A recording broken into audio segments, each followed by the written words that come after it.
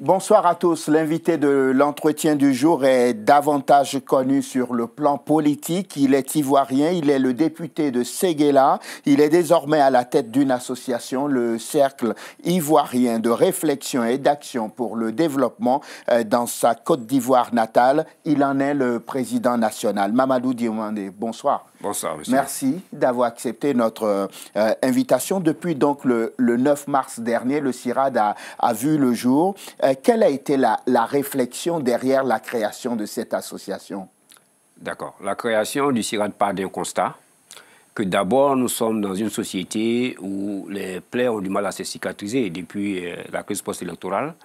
Et donc, les questions de posture et de positionnement politique prennent quelquefois le pas sur les préoccupations de développement. Oui. Donc, il faut pouvoir rapprocher les gens pour travailler sur des projets ensemble et donc faire d'une pierre deux coups, c'est-à-dire consolider le tissu social, mais montrer qu'au final, le plus important, c'est le développement et non la posture. Je disais dans mon introduction que vous étiez connu dans votre pays beaucoup plus sur le plan politique. Vous voici désormais président d'une association et en tant que journaliste, on ne peut pas s'empêcher de se poser la question derrière la question, celle de se demander si cette association n'est pas un tremplin pour un parti politique.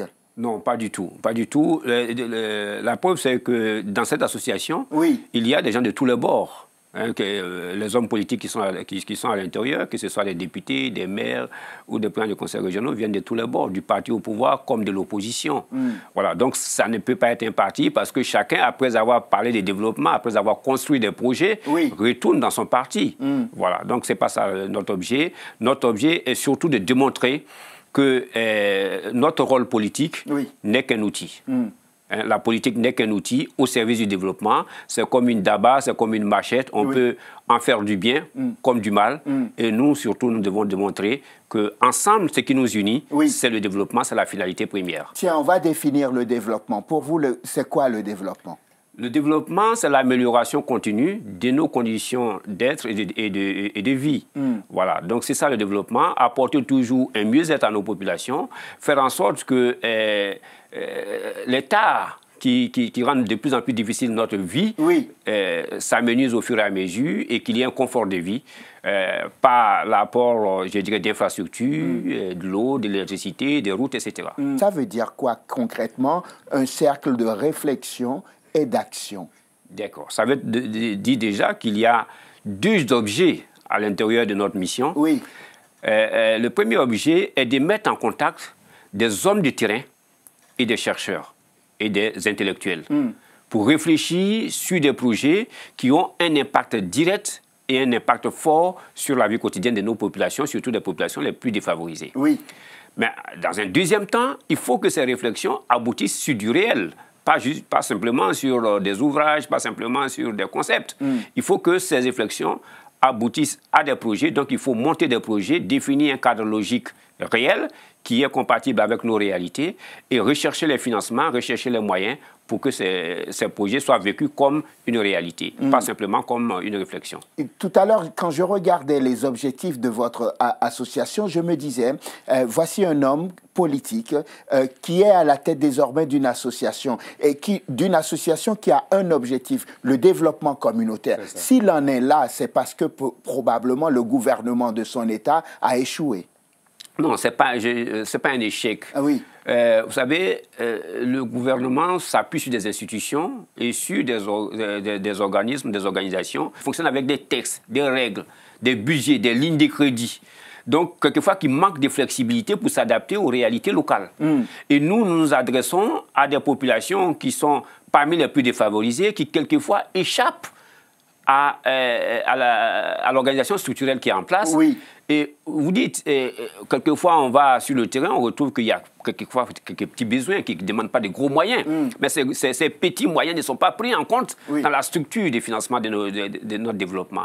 Et nous devons venir pour combler ces gaps-là, pour faire en sorte que dans un village, quand il y a un problème de point d'eau, qu'on n'attende pas que le programme national arrive, dans un village, quand le dispensaire n'a pas de lit, qu'on puisse tout de suite trouver une solution pour lui trouver des lits, etc.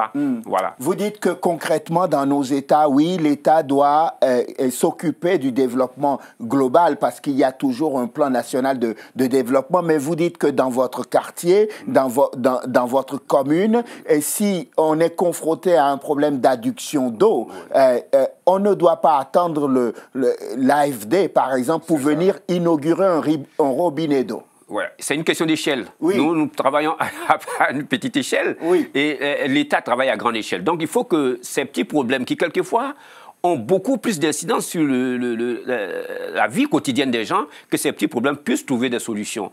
Je vais vous donner un exemple banal. Dans nos budgets, dans nos mairies, quelquefois, acheter une ambulance, acheter une chaise médicale, ainsi de suite, ça peut être difficile à mettre en œuvre. Ça peut prendre du temps, alors que le problème, lui, n'attend pas. Okay? Mais regardez qu'ici, en Europe, la plupart des structures délocalisées, décentralisées ont un rythme et une fréquence de renouvellement de leurs équipements qui n'est pas le même que chez nous. Par exemple, vous verrez un hôpital ici qui va renouveler ses équipements tous les 5 ans. Mais un équipement qu'on laisse ici en 5 ans est un équipement neuf chez nous. Imaginez que nous avons le CIRAD a des partenariats avec ces collectivités locales, que ces équipements qui sont laissés pour compte dans le cadre des renouvellements, soit des équipements additionnels pour nous, ces équipements tout de suite deviennent opérationnels dans des dispensaires, dans des maternités, dans des hôpitaux. Donc voilà les petites réflexions que nous devons mener pour utiliser ce que les structures formelles n'arrivent pas à utiliser. Vous savez que ce que vous êtes en train de dire là est souvent utilisé dans nos États par les hommes politiques qui, après, juste à l'approche des élections, vont revenir sur les mêmes lieux pour dire, vous savez, vous vous souvenez de moi, c'est moi qui avais fait venir les lits dans l'hôpital, c'est moi qui avais fait venir l'adduction d'eau, élisez-moi député de Séguéla. Je vais vous dire pourquoi ce n'est pas possible dans notre cas. Pourquoi? Nous avons réfléchi à cela structurellement et nous avons résolu le problème structurellement. Parce que le CIRAD repose sur deux ensembles, structurellement sur deux ensembles qui sont compatibles, qui se complètent. Il y a des coordonnateurs régionaux qui représentent notre ancrage avec la réalité du terrain. En Côte d'Ivoire, il y a 31 régions. Nous avons 31 coordonnateurs régionaux. Et ces coordonnateurs régionaux ont des équipes départementales, sous-préfectorales, etc., jusqu'au plus bas niveau du démembrement. Mais les représentants de ces régions sont obligatoirement originaires de la région. De sorte que quand les 31 régions, les 31 coordonnateurs se réunissent, c'est toute la Côte d'Ivoire dans toute sa diversité qui est là. Vous comprenez? Voilà. Et en même temps, ils ont obligation dans le bureau qu'ils forment, puisque nous sommes basés sur la diversité, de faire un bureau qui s'appuie sur la diversité. On doit retrouver toutes les composantes sociologiques de la Côte d'Ivoire. Ça, c'est un. Donc, du coup, un homme politique ne peut pas se taper la poitrine pour dire c'est moi qui ai fait venir telle chose. C'est une structure dans laquelle on retrouve tous les courants de pensée, dans laquelle on retrouve tous les bords politiques, dans laquelle on retrouve des ONG, etc. Voilà. Ensuite, il y a des pôles d'expertise, des pôles sectoriels qui s'occupent, par exemple, de la santé, du développement local, de l'agriculture, qui sont, eux, constitués d'intellectuels. Donc, ce sont ces intellectuels qui, de façon matricielle, travaillent avec ces organes représentatifs du terrain pour donner des projets qui sont viables techniquement et, je dirais, qui respectent le cadre logique des projets en tenant compte des réalités de notre société. Une association comme le CIRAD peut-elle un jour dire « Oui, moi, je soutiens l'action du gouvernement, je soutiens la vision du président de la République ». Ce n'est pas l'objet, mais ça peut arriver. Ce n'est pas l'objet. Ce n'est pas l'objet parce que nous sommes avant tout une association apolitique. Mais une association apolitique qui se préoccupe du bien-être de ces populations. Mais imaginez que nous soyons en face d'une situation où, je dirais, on nous demande de nous prononcer sur une action. On ne se prononce pas sur les individus. Nous, on peut se prononcer sur une action ou sur une politique. Parce que cette politique est plus favorable au développement ou telle autre serait moins favorable au développement. Vous pourrez être amené à prendre position à ce moment-là. Oui, pas pour un individu, mais pour un programme ou pour une politique qui est en phase avec, je dirais, l'intérêt des populations les plus défavorisées, l'intérêt des populations qui souffrent des durs labeurs. J'ai vu que vous êtes en tournée en France, là, oui. et vous rencontrez la diaspora ivoirienne de France. Et je me suis dit, est-ce que les gens de la diaspora ont besoin de projets communautaires? Pourquoi les rencontrent-ils? Ok. On les rencontre parce que pour nous, notre organisation structurelle qui est sur le pays a besoin d'un prolongement vers des États développés où se trouvent généralement logés des structures de développement qui peuvent être nos partenaires. Donc ici, les organes que nous mettons en place seront nos relais vers les élus locaux, vers les maires, vers les responsables des régions, qui seront nos partenaires structurels, qui pourront nous apporter des équipements additionnels pour résorber les problèmes d'équipement que nos populations ont. Et donc, vous avez rencontré des Ivoiriens, des Ivoiriennes ici. Et des élus. Et des élus. Voilà. Et qu'est-ce qu'ils vous ont dit et comment s'est passé cet échange avec eux? Je pense que ce sont des rencontres formidables. Les gens sont très réceptifs à l'idée. Parce qu'ils voient que derrière, toutes les préoccupations que les gens peuvent avoir par rapport au détournement de l'objet de certaines choses sont prises en compte structurellement. Les Ivoiriens que nous avons rencontrés ici savent qu'on ne leur demande pas leur bord politique déjà. On leur dit, vous êtes libre d'appartenir au parti que vous souhaitez, mais ici, il s'agit de réfléchir à améliorer le bien-être de nos parents. Donc, ils savent que déjà dans la composition ici des organes, il n'y a pas ces problèmes.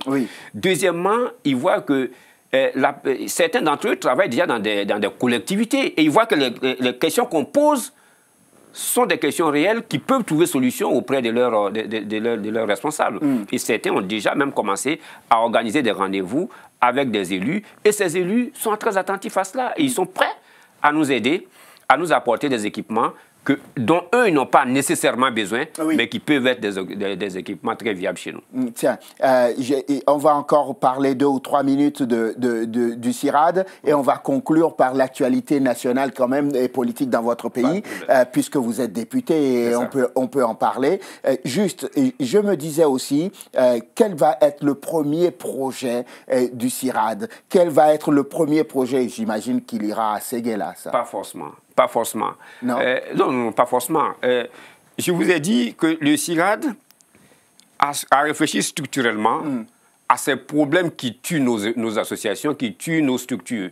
Le CIRAD est avant tout une plateforme qui repose sur la diversité, où des gens viennent se rencontrer, décident ensemble. Ce n'est pas le président Diomaye qui décide à la place des autres. Donc ce sont nos pôles sectoriels et nos coordonnateurs régionaux qui se réunissent en des ateliers, en des séances de travail pour donner le dimensionnement des projets, le contenu des projets, la nature des projets et indiquer quelles peuvent être les sources de financement. Le président n'est qu'un manager. Il est à la périphérie, il est un animateur de la structure. Vous avez déjà défini les projets sur lesquels vous allez travailler on va dire, dans les 5 prochaines années qui arrivent? Ce sont les pôles sectoriels qui vont le faire parce que c'est des pôles qui sont constitués d'experts.